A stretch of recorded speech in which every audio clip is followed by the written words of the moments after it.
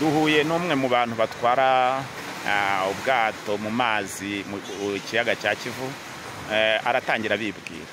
Yego, nitwa Mizero Julien, ntwara ubwato muri kiyaga cya Kivu.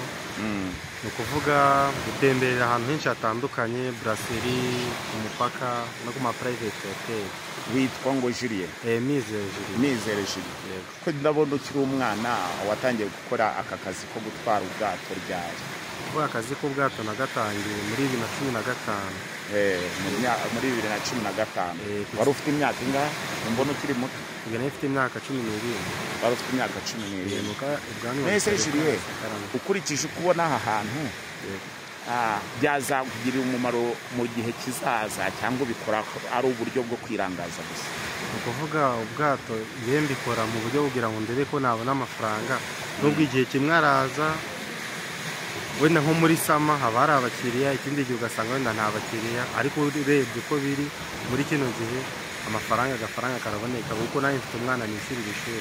Tubwiye ko ufite umwana wishyurira ishuri, none se nk'uyu murimo wo gutwara mushobora kuba mufite icyo bita assurance? Yego, assurance irahari, urayishyura, agenda ukayishyura kuri Sonarwa, ariko buri mato yose agomba gukoramo hano agomba kugira assurance. Buri mato yose akorera muri iki kiyaga cya Kivu agomba kuba afite assurance. None se inama wagira urubyiruko bagenzi bawe ni uruhe?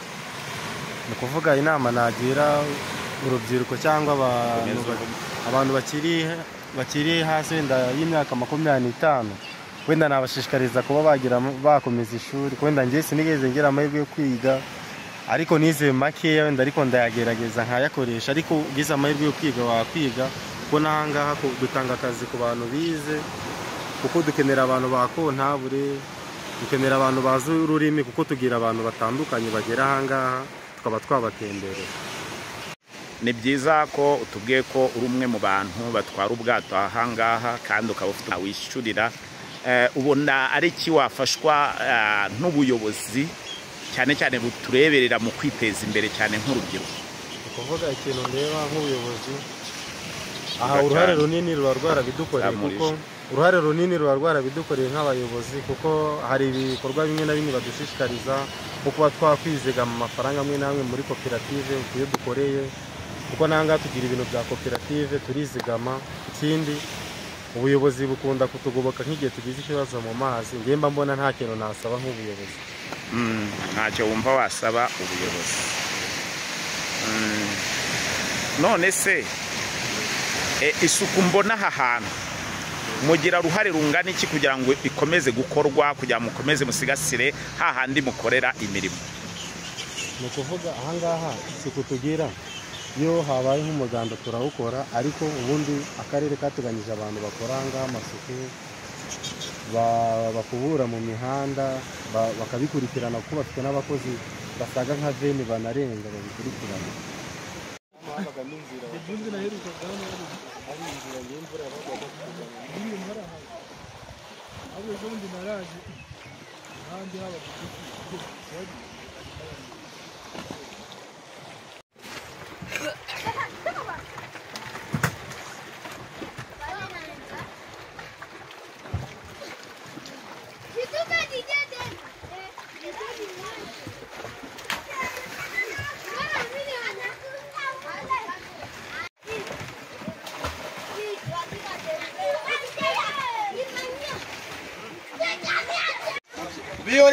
Viore.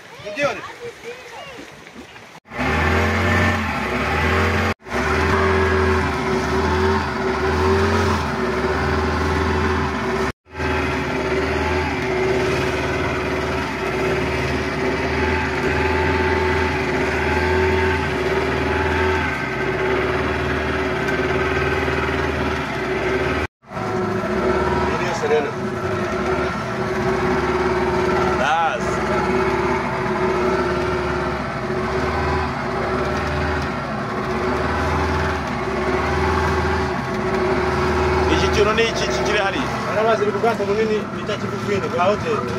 Okay.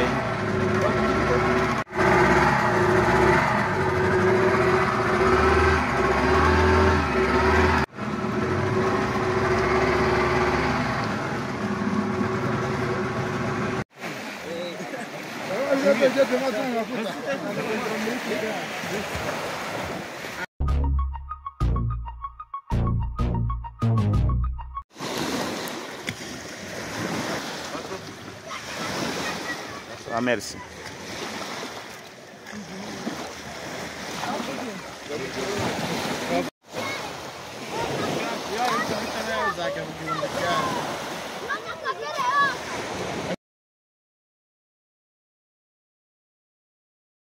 Iyo ni hoteli nziza cyane yitwa Serena Hotel.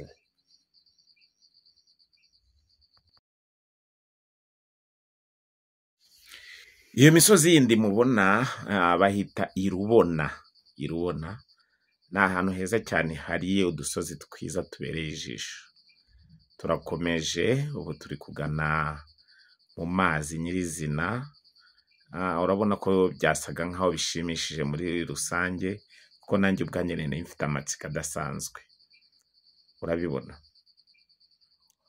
Urabona ko Rubavu ni ahantu hafite ubwiza nyaburanga habereye, kandi hari aho nageze rero iki kintu nkibazaho, bambwira ko ari ikintu bakoresha bazirika ubwato bunini babwasuye aya mahoteli.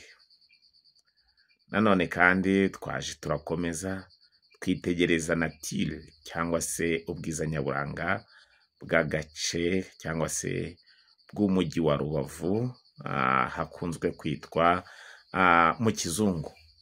Ahantu ni heza cyane habereye ijisho, hari ubona ni mu mujyi wa Goma. Urabona ko umujyi wa Goma uhana imbibi n'umujyi wa Rubavu. Ikiyaga rwose kiraduhuza nk'uko imipaka iduhuza. Ahantu rero urabona ko hateye ipfa cyangwa se huje ubwuzu no kuhareba ubwaho, ni heza bidasanzwe. Ubwo rero twari dufite udutwara dushimira kugeza uyu mwanya, Imana imuha umugisha. Muri kuganira na TV, Kubaturwa TV. Kubaturwa TV, rero twari tugeze ku nkombe aho ubwato buri, urabona ko hariyo n'idarapo ry'u Rwanda, Rwanda nziza yacu.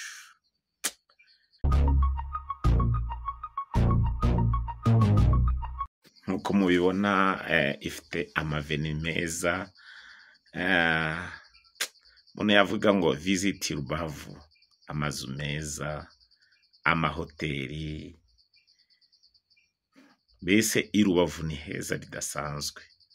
Ni Rubavu ni heza, hari isuku yo ndayibatuye. Isuku yaho ndayibatuye. Reba nk'iyo nzu irashamaje kandi pe ni nziza.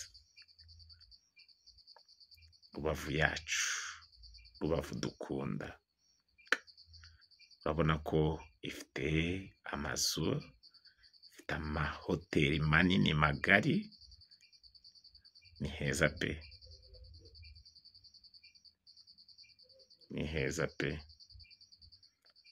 Aurora, urabona rwose Rubavu ikomeje kujya kusonga mu bwiza nyaburanga.